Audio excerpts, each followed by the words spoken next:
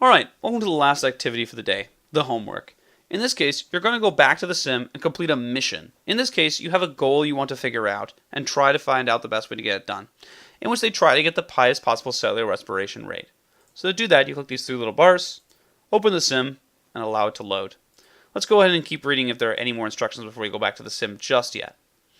First step, try to get the highest cellular respiration rate possible in the sim. Note, you can see the cellular respiration level in the yellow meter in live view, which I've shown you before, and the yellow line and yellow number in graph view. So let's take a look at those real fast. So once this loads, we'll click a healthy body, and we'll go to observe. We can see in the graph view that this is the cellular respiration. At the moment, that's all we care about. So I'm going to close these other things. We can see the cellular respiration here below in this needle. So I've already gotten a chance to think about cellular respiration in this lesson along with you when we did the sim here comparing a healthy body to an athlete's body.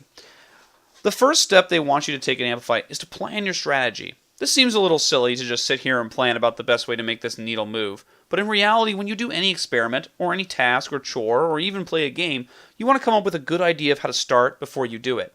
Abraham Lincoln once said that if you give me 12 hours to cut down a tree, I will take 6 hours to sharpen my saw. This is because planning before you do something will have a big impact on how long it takes you to get it done. So let me model how I would plan this out if I were you. The first thing I would do is ask myself, when is the time I've seen the most cellular respiration?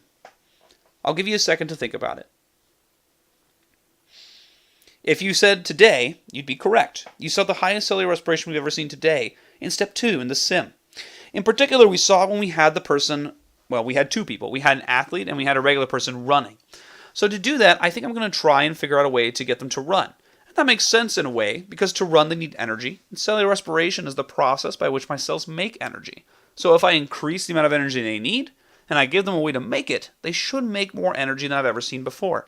So let's go ahead and try that. So I'm going to go ahead and pause here, and it's paused already, that's good. And I'm going to feed this person a lot of corn. I'm going to do this because I want this person to have a lot of glucose. I think the glucose is important because that will give them energy. I'm going to try and wait until the first starch molecule breaks before I pause it again to get the glucose going into their blood veins. They already have some in storage, and they already have some going around, but I want to wait till I can get a few more in there. Waiting. I can see they're starting to break apart.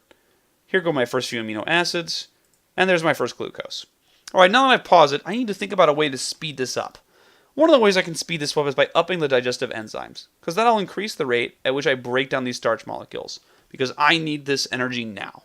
Because my person's going to sprint.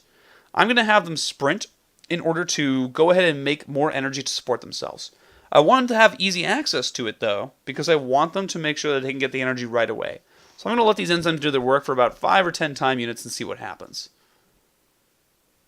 And I can see right away they're starting to get ready to break a little quicker. One broke right away, and there goes the second one. Alright, I think I've seen enough of them go apart and this start to come together that it's time to get moving. So let's have this person sprint, and I'm going to carefully watch the cellular respiration here. I'm going to speed this up to make sure that doesn't take too long. Here we go. Alright, I'm getting to 5, 6, 7, 8. Alright, this person's keeping a pretty consistent 8. I think I saw a 9 in there.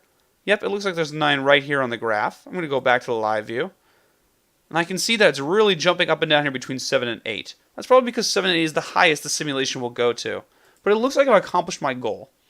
The idea now is for you to try the exact same thing I did to see if you get the same results. And make sure you understand each step of how that worked. Once you've done that, go ahead and record your ideas. Or you can just record what I did there. And then go ahead and use a graph to show that. You can do that by taking a screenshot of the graph here, and a screenshot of the live view here. If you missed a section of the graph, don't worry, you can always move back and forth by clicking and dragging on this side, and you can track it as it moves. You can tell that these are jumping up and down between 8 and 7, because that's a lot of what we saw at first. You can even see some of the changes I made, like adding corn.